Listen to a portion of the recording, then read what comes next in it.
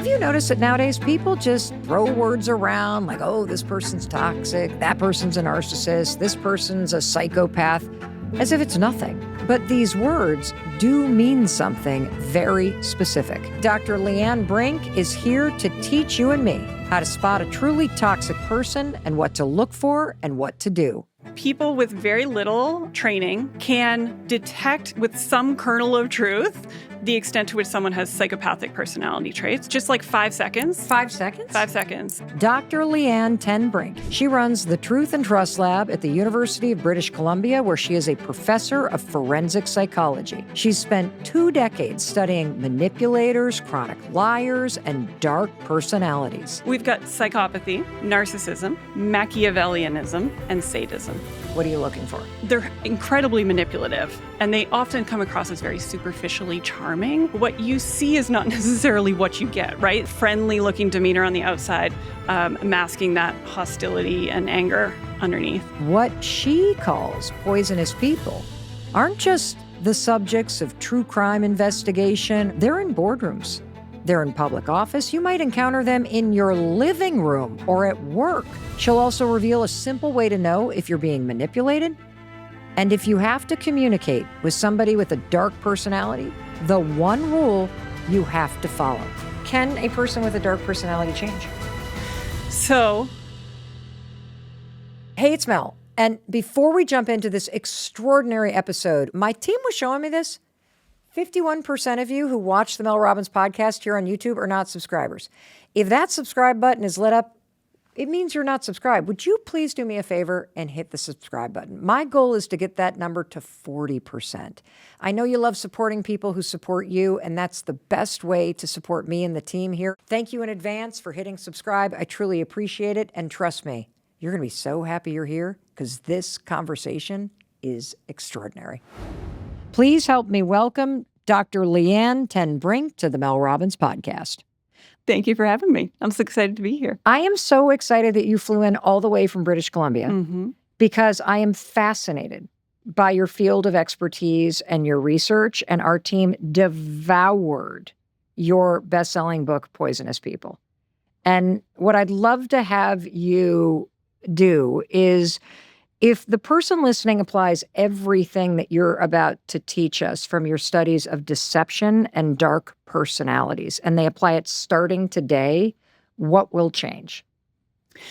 I think they learn how to reduce one of the biggest stressors in all of our lives. Because dark personalities, and I'm not talking about like the super extreme clinical levels here necessarily, people who are just like consistently callous and manipulative in our lives. And so you can probably, everyone has someone in their lives that kind of might be popping into their head right now, right? So like the manipulative sister-in-law, the boss at work who just needs all the attention and takes all the credit for your work. The callous mother-in-law. I get a lot of callous mother-in-laws Really? in the comments.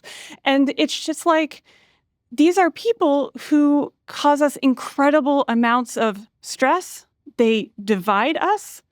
They make us think that everyone is terrible. And when that's not the case. They erode norms of polite conduct. They enshrine competition where cooperation would be so much better for everybody. Basically, this one bad apple can really ruin the barrel. And I think today, I'm hoping to give people some tools to stop that rot. Oh my gosh.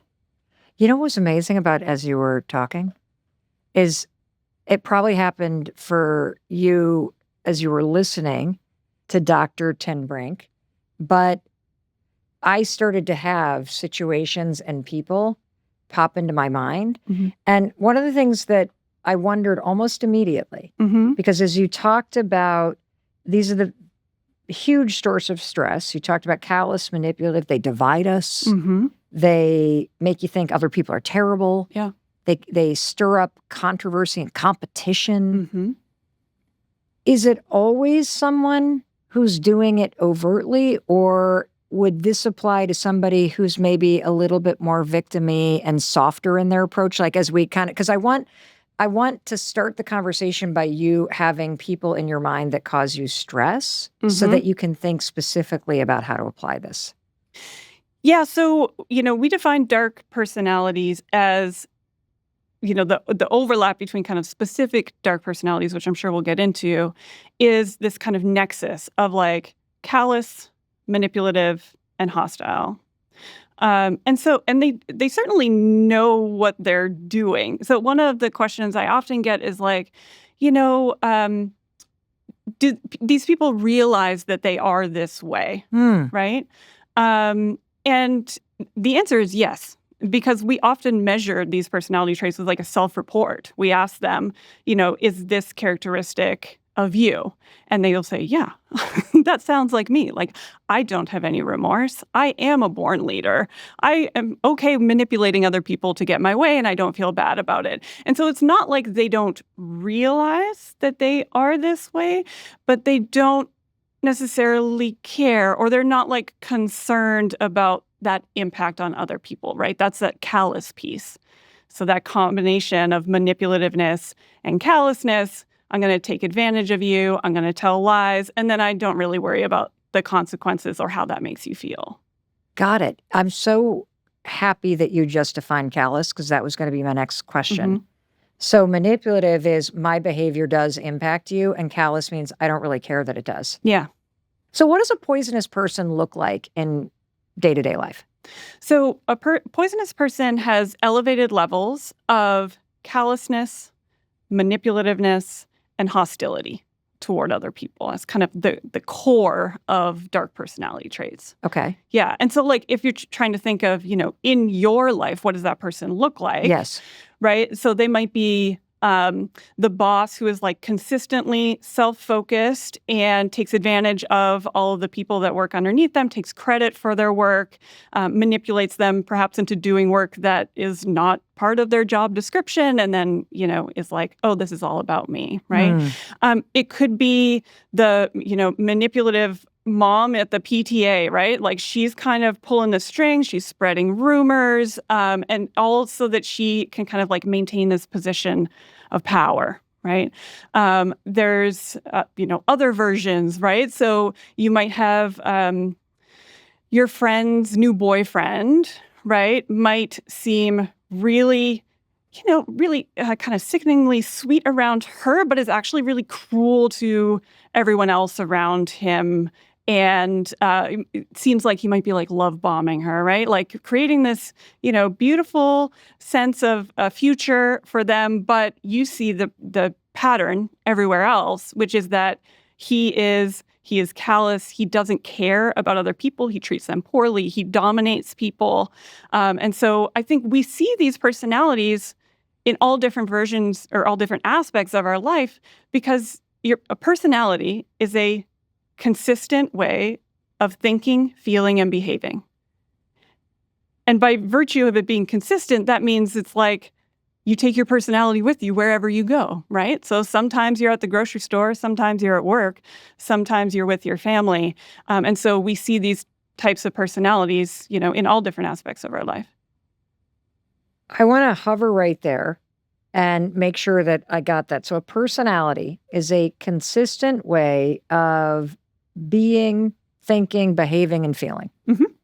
And when we look at this in the context of, poisonous people that are hostile, callous, manipulative. So you're kind of seeing this almost consistent trend of somebody who's hostile towards other people, callous, I don't care, manipulative, I'm going to do what I need to do to get what I need. Before we go even deeper, I cannot wait to dig into this. Could you just list quickly for the person who's listening right now, what are the 4 kinds of dark personalities that we're going to dig into in detail? So personality psychologists talk about 4 different but overlapping traits as the dark tetrad of personality traits. So we've got... Does tetrad mean 4? It sure does. Okay. Yeah. I'm learning a lot today. You're using some big words, Dr. Tenberg. We probably could have come up with like a flashier. Well, I would have thought it would have been a quad if it was 4. So tetrad threw me off. But anyway, that's what we've gone with. We've got psychopathy. Psychopathy, okay. Narcissism. Machiavellianism.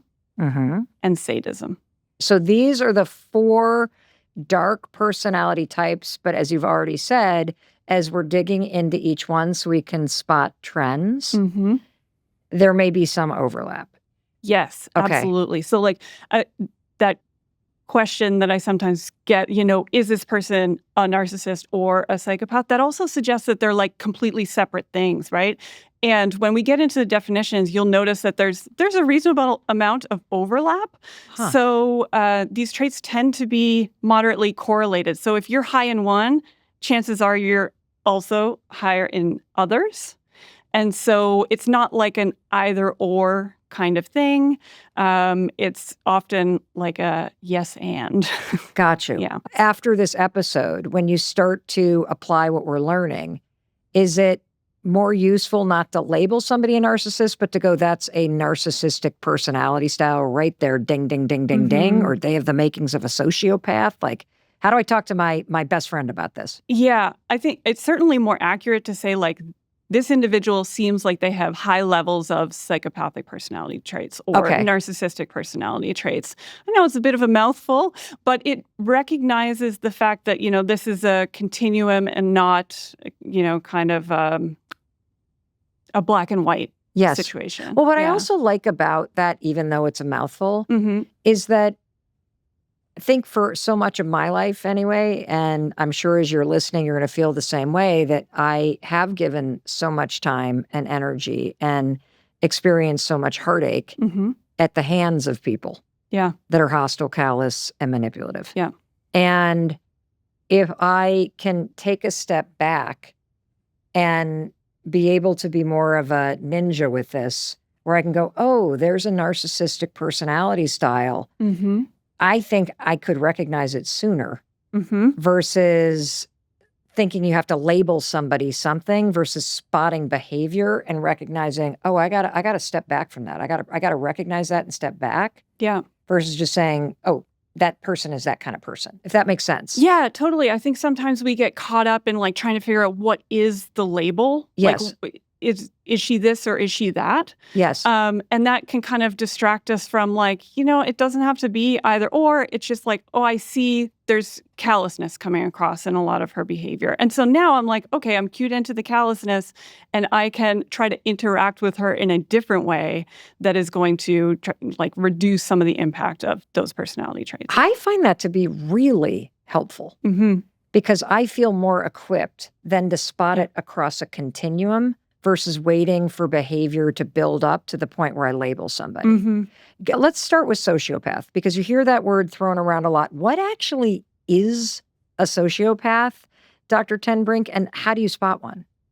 So people with high levels of psychopathy, I've got a visual here. You do? Okay, good. Yeah, okay, check this out. And I want to tell the person who's listening what it is so you don't feel like you're left out. It is a illustration of a person who is wearing a mask, and behind the mask you can see that they're either angry, callous, and manipulative, but the mask that they're wearing has a big, smiley, kind of friendly face. So psychopathy is actually a constellation of traits. It's not just one thing, but it's a set of traits that when you kind of put them together creates psychopathy. I think this illustration is a good kind of depiction of the mask of sanity. So one of the early researchers who studied psychopathy used this phrase to describe people with high levels of psychopathy. And it's because they're incredibly manipulative and they often come across as very superficially charming. And so like what you see is not necessarily what you get, right? And so you can see this kind of, friendly looking demeanor on the outside, masking that hostility and anger underneath. So when I talk about psychopathy being, a constellation of traits, that means that, it's more than just one thing. It all comes together to form psychopathy. One way to chop up those behaviors or those constituent parts of psychopathy has a relatively long history with Dr. Bob Hare. And he broadly mapped those pieces onto being callous, manipulative, impulsive, and antisocial. And so we can go through each of those. Yes, so let's. What do you, because I'm like, oh, Okay, well, so we Yeah, hear let's dig in. callous, manipulative, but Yeah. you also said antisocial. Mm-hmm. And what was the other one? And impulsive. Impulsive. What's the impulsivity about? The impulsivity is that, they tend to respond to risk differently than other people. So they don't do a lot of thinking before they're acting. They tend to be pretty reckless and irresponsible. This might lead to them kind of having what we call a parasitic lifestyle. Like they're mooching off of other people because they're not putting in the consistent work and planning of, planning out a career, a family, all these things that go into life, right? So that's the impulsivity bit. And then the antisocial is a proneness to breaking the rules. And this, we've often studied psychopathy in the context of, criminal justice settings. And so this could be legal rules, right, that they're breaking. But it doesn't have to be that. It can be kind of social norms of kindness or politeness or fairness. It can also be like workplace conduct, right? Like we've got certain rules in the workplace and they are, kind of blatantly disregarding those kinds of things. So putting all those things together, callous, manipulative, antisocial, impulsive, that's what is the kind of combination that makes up psychopathy. So when I hear the word psychopath, I think about some sort of horror movie. Yes. And some person running around killing people. Dr. Ten Brink, can you give us an example of two? Since this personality trait runs on a continuum, what does a subtle version of a psychopath look like, on one continuum, and what might it look like on the other in terms of what you would encounter in your life? So, very low would be someone who is kind and honest and follows the rules, right? And so that is actually most people. Gotcha. Very high, but perhaps not that kind of serial killer stereotype. Yeah. Would be, someone who is tells a lot of lies, is very superficially charming. So they're very kind of fun to talk to in the moment. But if you think about the conversation you had later, you're like, none of that really makes sense. There's not a lot of substance to what they said if you examine it in some depth. They don't care. They're very remorseless, right? Not experiencing a whole lot of guilt, breaking a whole lot of rules, and they're not really thinking too far ahead. Right. So you can imagine this kind of personality almost anywhere. You can think about them in the workplace, maybe. You might have a coworker who, is very charismatic and everyone loves them at the start. And they're always breaking the rules at work. But people see them and they're like, that's a go-getter. They're great. They are so smart. They're doing, but you behind the scenes are they don't do their work. They're breaking the rules all of the time. And they're really more talk a big game than actually back it up with, the time and the effort that you often need to be good at your job. That is incredibly helpful. Are there any early warning signs that you may be dealing with this kind of personality type, either in somebody that you're dating or that your brother's now dating or in a family member? So, you spot one of these individuals, again, by looking for consistent patterns, right, of these traits over time and across contexts. But there are some early warning signs, right? So if you think about, if you act in these ways consistently over time, if I just happen to pop into your life for a minute, chances are I might see some of those patterns happening, right? It's not a perfect indicator, and I might see new information over time, but there are some things that you can look for. So you can look for things like inappropriate emotional expressions, especially, if someone has failed or if someone is hurting, they might look like they're actually enjoying that kind of thing.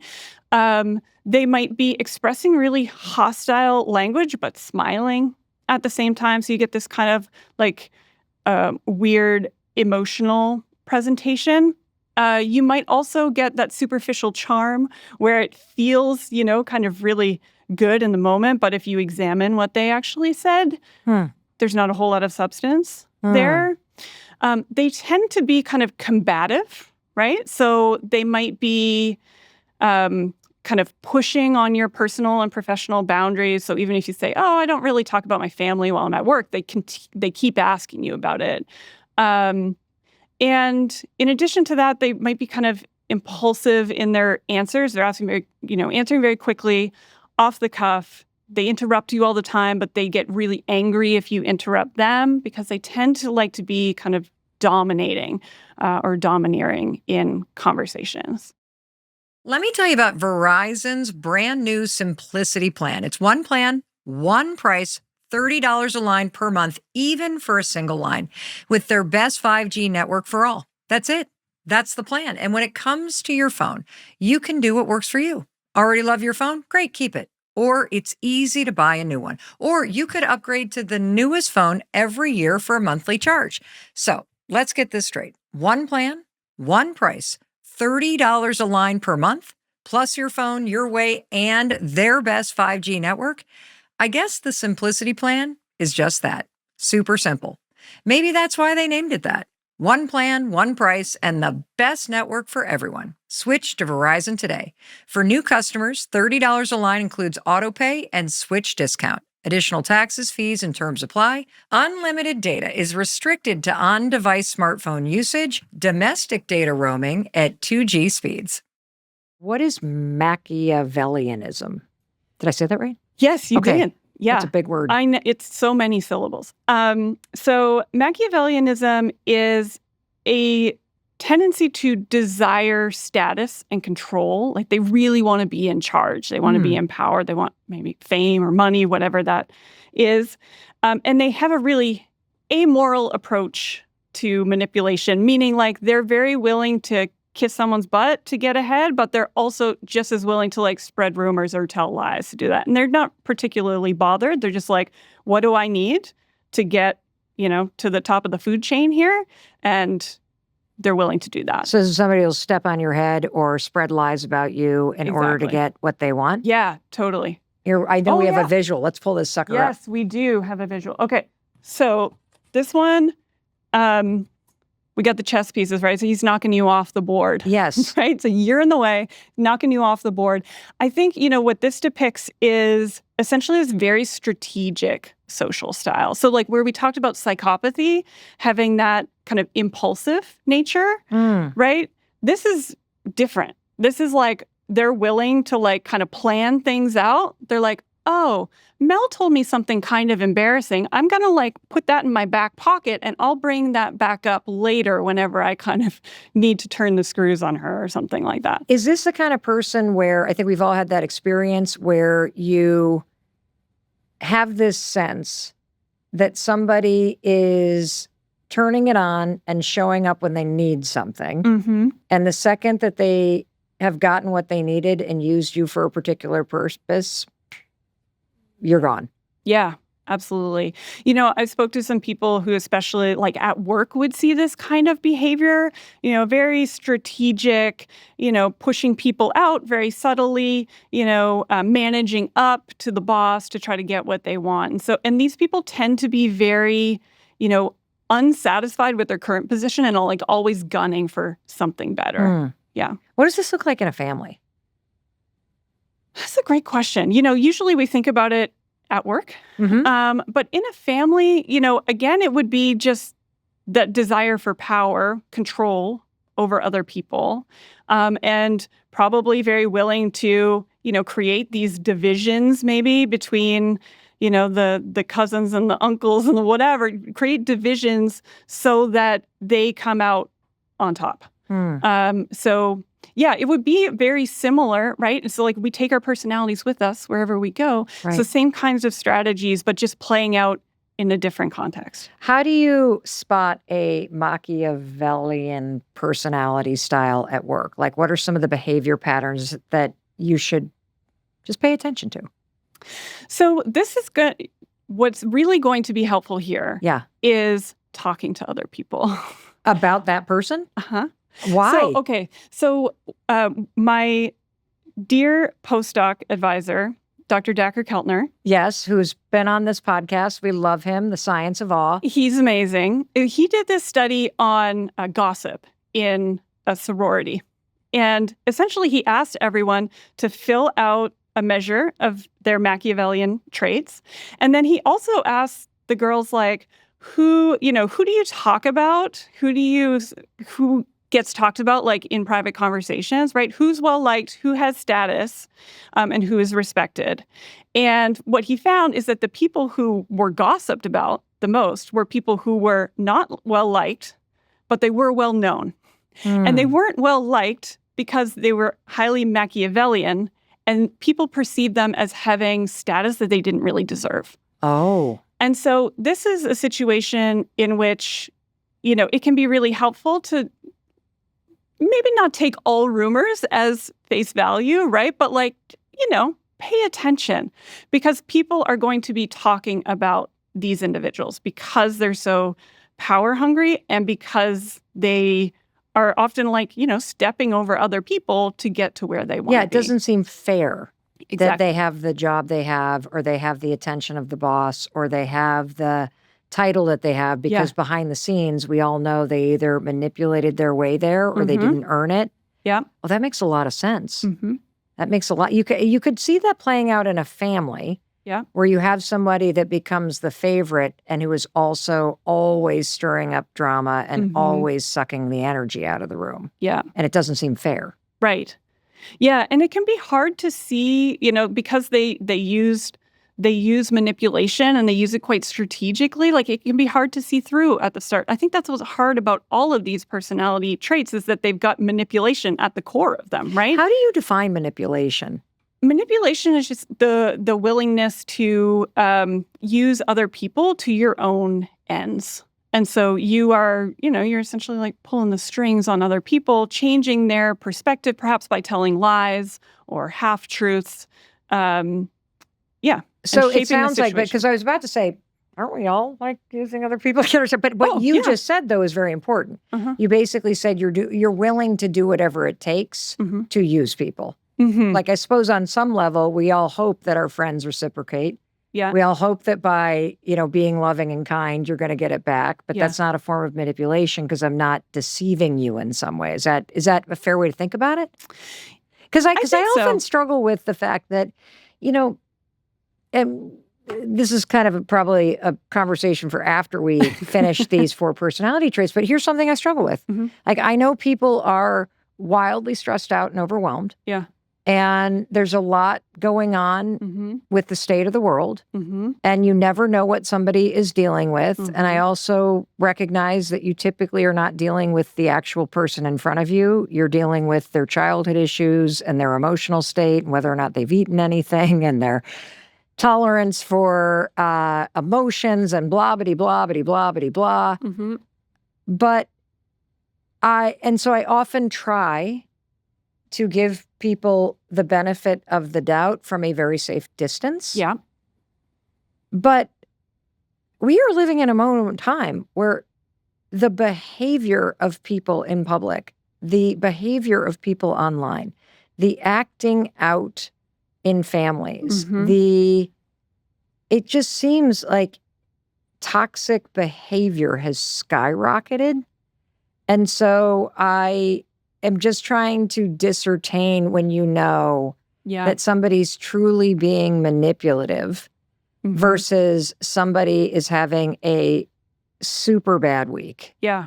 Or they're just really at a point, because of the stuff going on that you don't know about, that they're emotionally flooded. And they didn't intend to be this way, but they're walking all over. Do you know what I mean? Totally. So you could be like consistently callous and manipulative, right? Yep. And therefore you probably have high levels of these dark traits. But that doesn't mean that the rest of us are never callous and manipulative, right? And there's often situations that are more likely to bring that behavior out. And you're right that the world right now, it seems like it is pushing on a lot of those situational factors that increase the likelihood that we'll behave in these kinds of ways. So, I mean, we can probably all think of a time when we were not our best selves, right?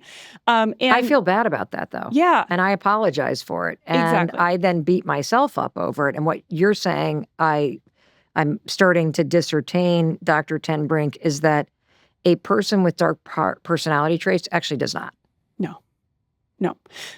I mean, especially psychopathy, a lack of guilt and remorse is like core to what that personality is. Is that the kind of person that also holds grudges? Yes. Yeah, absolutely. Obviously, I'm thinking of somebody that I know. Dr. Ten Brink, what's the number one sign you're being manipulated? So if this person wants something from you, maybe it's your time, your money, your influence, and if they seem to be a different person around you than everyone else, I think that's a big red flag that you're not seeing who they are. So, early in romantic relationships, we'll hear about, love bombing. And, this person seemed like the perfect partner. They were always texting me. They sent flowers. They want the same things that I want out of this relationship. All seems great, just the two of us. But look at how they treat the Uber driver, the barista, the hostess at the restaurant, especially when they don't think you're looking. And if you start to see that consistent kind of cruel treatment of people that are not you, I think that pattern is going to come for you eventually, because the broader pattern is bad. It's a dark personality kind of pattern. Eventually, you're not going to be the exception anymore. You're going to become part of the rule. And I think, seeing that kind of deviation when you are the deviation, that I think is a problem. Let's talk about narcissism. Okay. So what is the clearest sign that you're dealing with somebody that has the dark personality of narcissism? Okay. Got another visual. Narcissism. All right. So here we've got someone looking into a broken mirror, and you see kind of the cracks in the facade here. And I think essentially what this is kind of pointing out is that what you see is not really what you get. This signifies to me kind of a vulnerable type of narcissism where their ego is actually really easily shattered. Grandiose narcissism is kind of the opposite of that, where their ego cannot be deflated, even though they're getting kind of feedback that it should be. But at the core of both of those kinds of narcissism is entitlement and exploitation of other people in order to get that, what they think they deserve, which is more than most other people. And I think it's really helpful to try to identify those things early if you can, because those traits look really attractive early on, and they are the exact same traits that lead to problems a little bit later. So there's this one study that I love, Delroy Paulhouse at UBC. He did this study of groups of students, and they were working together over the course of a term, right? And week one, they all got together in their new groups, and they made these little first impressions of people. And it turns out that the people who were the most narcissistic in those groups were originally seen as really agreeable, really well-adjusted, and very competent. Really? That was the first impression? Yeah. And agreeable? Mm-hmm. And then week 7, he asked them to do those same ratings again. Those same people were seen as arrogant braggarts who were actually really hostile and who overestimated their abilities, right? So it's kind of there's this sheen at the start, and it quickly wears off when you start to realize the person they are putting forward is not the person they actually are. So there tends to be a lot of self-enhancement. Some early cues, might be having lots of confidence, coming across very confident in your kind of verbal and nonverbal presentation, the way you carry yourself. They tend to be very concerned about their physical appearance. So they tend to be quite stylish and put a lot of effort into their appearance. And so it can be really hard to kind of pull apart what is the real person and what is like the impression that they're trying to make. And sometimes it's like time that is going to reveal that. You said that there were kind of the two camps of the narcissistic personalities, one being grandiose, which I think we all have somebody in mind you can think of that represents that. Yeah. Whether it's in your family or at work or, in public here in the United States. But vulnerable. Yeah. Because I think these can be sneakier. Mm-hmm. And like, you don't realize that's what you're dealing with. And so can you talk a little bit about how the vulnerable narcissistic personality shows up? Like, what are we looking for? Because I think this one's really sneaky. Mm-hmm. Yeah. So with respect to vulnerable narcissism, like the entitlement and the willingness to exploit other people is still involved, just like for grandiose narcissism. But they tend to have a real fragility to their ego. Like they're almost looking for, your admiration to prop up something that's like not there, right? And they tend to be very defensive and somewhat avoidant. And I think learning a little bit about what triggers these two different kind of types of narcissists is actually pretty revealing. So the grandiose type tends to get very angry when there's like a failure, because they are supposed to be incredible and amazing, and they're going to be pissed whenever, they don't get that job, they don't get the promotion, they don't get, the raise at work.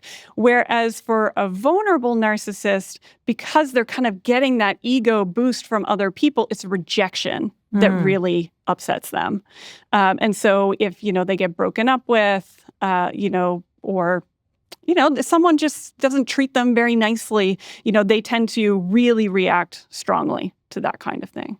How can this show up in a family, especially in the vulnerable narcissist? Like, is this the person that flies off the handle because you can't make it home this weekend? Is this the person that's just constantly giving you the guilt trip if you're not doing everything you wanted them to do because meeting expectations? Yeah. If you don't do it, it's the rejection piece. Right. Like, how does this show up in a family? Yeah. So, they're going to have those same traits, right? So the entitlement. So, like, whatever they want the family to do. After everything I've done for you. Yes, exactly. Very willing to manipulate people. So using guilt trip, whatever it would be that would, like, work to kind of push you around. And in addition to that, it's like rejection. So yeah, if you don't come to the birthday party, if you don't make it to the retirement party or whatever, you don't come home for Christmas, that is going to really, set someone with vulnerable narcissism off. Whereas someone who's more grandiose narcissism, like, they kind of dirt off their shoulder, right? So like they're them, exist, they're so I don't big, care. whatever. Yes. Yeah, exactly. Gotcha. Okay, that's so interesting. What about the fourth dark personality, which is sadism? What is sadism? Sadism is essentially having an appetite for cruelty. Ooh. Oh. Yeah. Oh, really? And, yeah.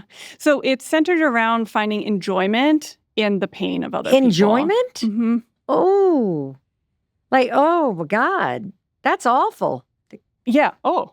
Yeah, so we've got a depiction of this one too. Let's see. Sadism. Okay.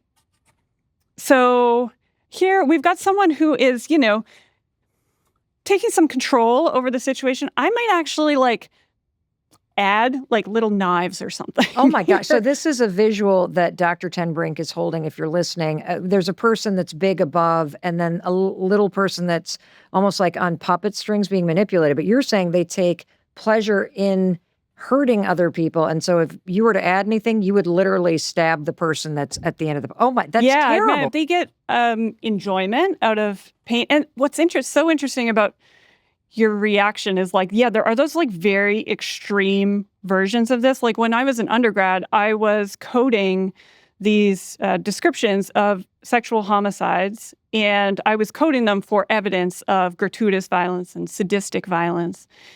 And those are obviously these very extreme examples, right? But there's more everyday versions. What? So things like enjoying really violent sports. Maybe, enjoying you're scrolling through Instagram or something and you see a video of a kid getting hit with a soccer ball and you find that funny. Like little kind of everyday sadism is what it's called. And I think we think of these people as like, monsters, right? But we can probably all think of a time when we felt something sort of adjacent. So let me try this on you. So imagine that you are thinking about, someone really powerful, maybe a politician, a CEO of some company that you dislike, and they are walking across the stage to give a speech and they trip and they fall. Like, how do you react? I guess I might be like, you deserve that. Yeah, there might be like a little smirk might come on your face just for a second. You know why? And you know what I would call it? Karma. She's a bitch, and she just came for you because you didn't deserve that, title. And so I can see what you mean by like that's a just example of like a micro sadism. So this is the Germans have a great word for this. It's Schadenfreude, and it is taking joy in the misfortune of someone else. And often we experience this when it's someone who's in like a position of power and they kind of fall or falter or something like that. And so that's, kind of like an everyday sadism kind of experience. Well, let me tease that out a little bit more. Because I was very intrigued when you said a micro everyday form of sadism is watching very violent sports. Or maybe even watching extremely violent horror movies. Yeah. And really seeing that as a form of entertainment that you like. And when I think about the example of somebody that you don't like tripping and you taking a small amount of like, there's a part of me that feels like it's justice. You know what I'm saying? For somebody who doesn't deserve the power that they have, how do you know the difference between something that might feel like they're getting what's due versus taking pleasure in seeing someone else suffer, if that makes sense? Or is it the same thing and I'm just putting a better label on it? I think what it would be is just kind of like different places on that spectrum. Got it. Right? Okay. So like someone who scores really high on sadism might be like, oh yeah, I love, violent sports. I love violent video games because I enjoy seeing, the heads blow off the characters or whatever. And I also love trolling people online because it gives me kind of a thrill to just like bring people down a notch. Yeah, exactly. And so they might also feel Schadenfreude, right? But they would be like, yes, yes, yes to like all of these different items that we present to them. And you would be like, yeah, a little bit on one item, right? So you would be pretty low on that spectrum and they would be pretty high. So when there's a pile-on online and people are just tearing somebody down, those are examples of microsadism? Yeah, so there's great research showing that people who score higher in sadism also tend to be more likely to engage in online trolling. And it's actually like a small proportion of the internet. It feels like a lot of the internet, right? But it's actually a pretty small proportion of people. Why should microsadism, somebody in your life that is really into violent sports or loves seeing heads blown off on video games, should that concern you? I think as with all of these things, I kind of file them away and I'm like, I'm going to hold on to that red flag and I'm going to think about how I need to interact with you and whether this personality trait is going to get in the way of that. If you've got like, I don't know, a brother or a cousin who's like, I love UFC. I mean, this is not necessarily like a throw him away kind of situation, right? It's like he might, score relatively low on all of the other aspects of sadism and not a problem whatsoever. It might be part of a personality pattern that is a much bigger problem. Gotcha. And so you're looking for evidence of this like over time and across context. It's not just in sports, right? It's not just in conversations with you. It's also at work. It's also, at home with his own family. So, Dr. Ten Brink, what are the signs that someone is being terrible just temporarily versus they truly have dark personality traits? So, if you're just coming into the situation at that moment, it's going to be very difficult to discern. what you really need is time. Okay. Because someone who is, has high levels of these dark traits are that way consistently across time and context. Whereas someone who, is stressed, is tired, is hungry, et cetera, and they do something callous, they do something cruel, that is a deviation from their normal pattern of behavior. So having like a bigger scope of information about this person is going to help you to see whether that's like, that tracks, or more like, oh, that was a weird thing that they just did. Dr. Ten Brink, you say that within 10 seconds, even of meeting somebody, you can spot a dark personality trait. What are you looking for? Okay, so bit of a good news, bad news situation here is that good news, people with very little training can detect with some kernel of truth the extent to which someone has psychopathic personality traits, or not just like 5 seconds. 5 seconds? 5 seconds of their behavior. It's not perfect, and it might need to be updated over time, but let's talk about this research. So this was work done by Scott Lilienfeld and his colleagues, and he had videos of men who were incarcerated. They were actually doing a semi-structured interview with a psychologist that was part of a psychopathy assessment. And so he had, trained psychologists who were doing this long interview and like criminal case review to try to assess these personality traits. And then he took 5 seconds or like 10-second clips of this interview and showed them to people who just had a little definition of what psychopathy was, kind of like we did earlier in this episode. And just for a refresher, psychopathy is when you are manipulative and callous, but you also are a rule breaker and you're impulsive. Yeah, is that right? Exactly. You're at it. Okay, Yeah. got you. So gave completely untrained people that little definition that you just gave, and 5 seconds of their behavior and said, where do you think they fall on this kind of spectrum of psychopathy? And the ratings that these untrained people gave were reasonably correlated with like the trained psychologists who had the benefit all of like a much longer interview and this criminal case file review. Okay.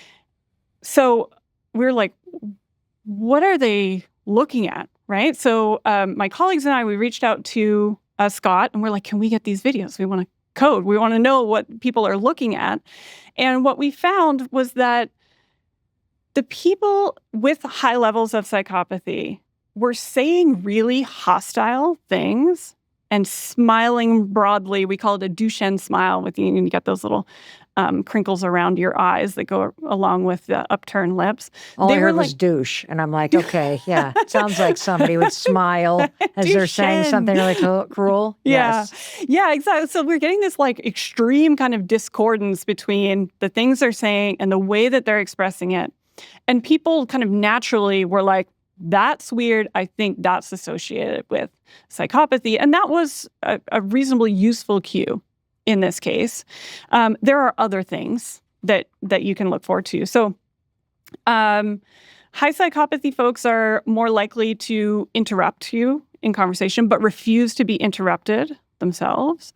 They ignore those personal and professional boundaries. They might be kind of like oddly calm. So like they're not showing like guilt or shame whenever you would expect that to be the case, which they have an air of moral superiority about them. They might be unusually angry, and they might get frustrated when they can't bait you into an argument. Like if you don't take the bait, they're looking for that hostility, and if you don't give it to them, they can get frustrated. So like none of these are a Pinocchio's nose, right? They're not. There's no one behavior that's always going to be like, all people with high levels of psychopathy do this all of the time. But if you start seeing this pattern unfolding, across multiple interactions, that's when you can be, increasingly confident that this personality trait is present. Why are people with dark personality traits so often in leadership and powerful roles? This is a great question, which I've spent many a moon thinking about. There's I think a whole bunch of different reasons. The first one I think we overlook, which is just that they want it. Like, when we study narcissism, often we have people do self-report. So they're just reporting on their own personality. One of those items is, I am a born leader. And you're like, how much do you agree with that statement? If you're like, yeah, I am a born leader, then you're probably also gunning for that promotion at work. Like, you're going to be more likely to put yourself forward for a high status position. So that's one thing. Another is that we tend to be really blinded by their confidence. Like, we confuse confidence with competence. And so when people, come across with like a lot of bravado, they say they can and they have done all of these incredible things and they seem very self-assured, we believe it. And whenever you're talking about people who tend to be pumping themselves up and are willing to lie in order to get what they want, like, that can be quite misleading. What is gaslighting, Dr. Ten Brink, and what is not gaslighting? Yeah, so I think people throw around like, are you gaslighting me? Like, even when there's like a little bit of confusion, or like you interpreted a situation a little bit differently than I did. Yep. Or, something doesn't make sense to them. And there's like a kernel of truth in the way that we're using that, but it's certainly overused. It's not just, having a different perspective on things. It's not just a disagreement. It is a type of psychological and emotional abuse that involves someone attempting to make another person feel crazy by creating this kind of like surreal environment around them. So it's not just like isolating or intimidating or minimizing someone. It's trying to make them like not trust their own mind, their memories, their reactions, their like experience of the world. And our brains are essentially like prediction machines. And so whenever we get feedback from another person that like all the predictions that you are making are wrong, it can be really destabilizing. And I think what's most concerning about it is when you start to feel like, I can't trust my own mind's interpretation of events, so I need your interpretation. And that can create this real sense of dependence on another person and isolation from other people. So compared to other types of abuse, we actually have relatively little research on gaslighting. But we do know that people with high levels of dark personality traits endorse this kind of behavior in romantic relationships. Like, people were asked, what do you think about, telling someone that, that didn't actually happen that way, or their reactions are completely outsized, or trying to make them doubt their experience of the world. And people with higher levels of all the dark personality traits that we talked about today were like, that seems fine. So that can be, incredibly destabilizing and difficult to get out of. Can a person with a dark personality change? So personalities can change. They tend to change very little over time, especially if people are not committed to that kind of change. And people with dark personalities tend not to be very concerned about changing themselves. Well, if you're callous, manipulative, and hostile, then why would you change? Exactly. They see it as more of, this is a you problem, not a me problem, right? So they tend not to have a whole lot of commitment to therapy. Now, the research that we do have, say, on psychopathy in particular, suggests that if people will stay in therapy for like multiple sessions, they can reduce, it's almost like a harm reduction in their behavior. So most of this research is with incarcerated men. And the outcome that we're looking at is recidivism. So likelihood that they will commit another offense when they get released. And the guys who stick with treatment longer are less likely to engage in recidivism and come back to prison. So that's amazing. That's an improvement. They do not become dramatically different people. Like, they don't become, the most kind and honest person. We're not looking at a personality 180 here, but you can get reduction in some of perhaps the more problematic. Well, the reason why I ask you that is because I remember Dr. Ramani Diversala, who specializes in narcissistic personality disorders, once said something to me that changed the way that I forever deal with a person in my life who clearly has all the traits. And what she basically said is the single thing that is creating so much pain and frustration when you're dealing with somebody, once you recognize these dark traits, is your belief and hope that the other person will change. Yeah. And holding out hope for a fantasy of what might happen if you twist yourself in knots, or you stay for 10 more years, or you just lower your voice, or you bake more cupcakes, or have more sex, or show up at Christmas, that hope for the fantasy keeps you from recognizing the reality of what you're dealing with. Yeah. Do you have any thoughts on sort of that perspective? I mean, I think she's totally right. Is that like my commitment to someone else changing really doesn't have anything to do with their commitment or ability to change. And so, you know, someone's personality is, as we've been talking about, their consistent way of thinking, feeling, and behaving, not how you feel about it. That's not part of the definition. So like your reaction to their personality or wish. Yeah, or wish hope, is like or dream. It's not part of it. It's not relevant. But it hurts whenever you are like, I'm doing all of the things that I can possibly do to change you. I think there are ways that we can approach interactions with people with dark personalities to make them a little smoother, to like make it just makes it like less likely that this interaction is going to ruin my whole day. It's not going to change their personality, but it's going to just like, okay, we can reduce the stress like day-to-day interaction. Okay, so let's take an example. So, you know, as you've been listening to Dr. Ten Brink, I bet you're imagining somebody that you have to deal with, whether they're in your family, or there's somebody that you see at work, or they're in your friend group. Maybe it's a neighbor who is particularly difficult and hostile to deal with, or maybe it's your ex. Like a lot of people have situations with exes, especially when there's custody issues, that have a lot of dark personality stuff coming up.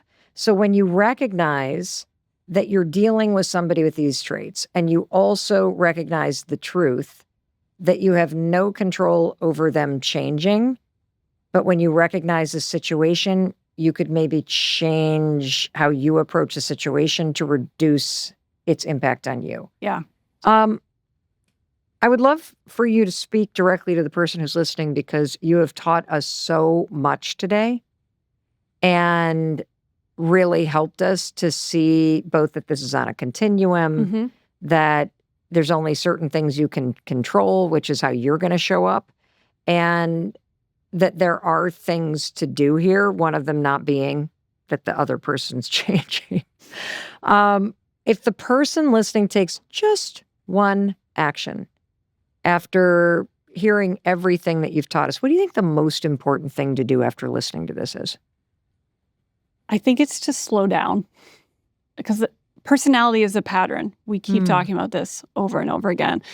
And it's a pattern that as a spouse or as a friend or a coworker, you don't have a whole lot of ability to change, right? So take some time to get to know someone before you commit in whatever ways you need to commit to that relationship. I think we're all looking for like this magic bullet, this like one behavior I can see, and you can be like, you're in and you're out, right? Yeah. But that's kind of like trying to see an entire puzzle when you're just holding one piece in your hand. And so I think in addition to slowing down, don't do it alone. Like we know that we are better at detecting lies, at discerning people's personalities, and at managing relationships when we do it with other people that we trust and we know. And maintaining that supportive social network is just so important. Like you're going to need them to identify the bad apple. You're going to need them if you got to get out of a situation with a bad apple. And so, you know, they're going to help you escape if you decide to leave, and they're going to help you muddle through it if you decide to stay. And so like staying connected to other people, I think is so important. Dr. Ten Brink, what are your parting words? So I think it's important to end this conversation by like putting it into context, right? So about 1% of the general population would meet the clinical criteria for psychopathy. About 10% of the population on average would like agree with the self-report statements that we use to measure dark personality traits. And that sounds like a lot, Mel. It does.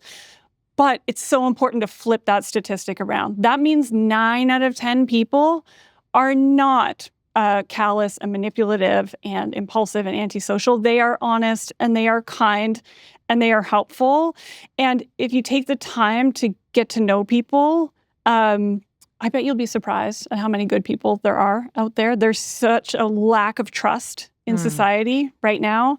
And I think some of it is really misplaced. So I hope people don't let this malevolent few that can have such a huge negative impact on our lives keep us from enjoying a life with all the benevolent, amazing people out there. Oh, Dr. Ten Brink, I'm so happy you ended there, because you're right. After you hear all this, you start to just feel like you're in a dark cave surrounded by dark personalities. It can be a bummer. The bigger zoom out is that it's probably one person. Mm-hmm.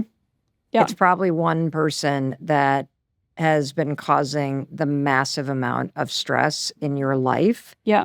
And I really hope that as you've been listening, you take to heart what Dr. Ten Brink has taught us and understand that when you spot these traits, okay, you now recognize what you're dealing with. Mm-hmm. And you got to assume this person's not changing. And if you're going to choose to continue to be around them, you can be smarter about how you're showing up, and you can think about what motivates a dark personality, right? Yeah. And just get very strategic about the way you deal with this person. Yeah. It can feel like, it's a dark personalities world and we're just living in it. But if we can learn how to identify those people and like either avoid or approach those interactions a little more strategically, it means that we can dramatically reduce the amount of stress and pain that we feel throughout our lives by just learning how to deal with like one person a little bit more effectively.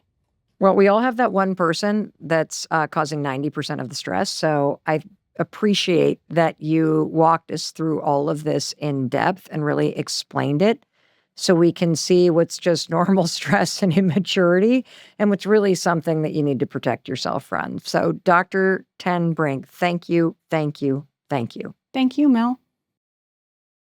And thank you. Thank you for making the time to listen to this. And one more thing, in case no one else tells you today, as your friend, I wanted to tell you that I love you and I believe in you. And I believe in your ability to create a better life. And I think one of the things that helps you create a better life is recognizing the truth of what and who you're dealing with, taking a step back. Remember, Dr. Ten Brink said, pause, assess, and then be strategic about how you move forward. Because when you start being more strategic about how you relate to other people, I promise you, your life is going to get a whole lot better. So go do it.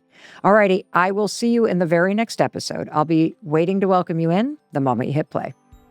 Thank you for watching all the way to the end here on YouTube. And if you're asking yourself, okay, what should I watch next? You're going to love this video and I'll welcome you in the moment you hit play.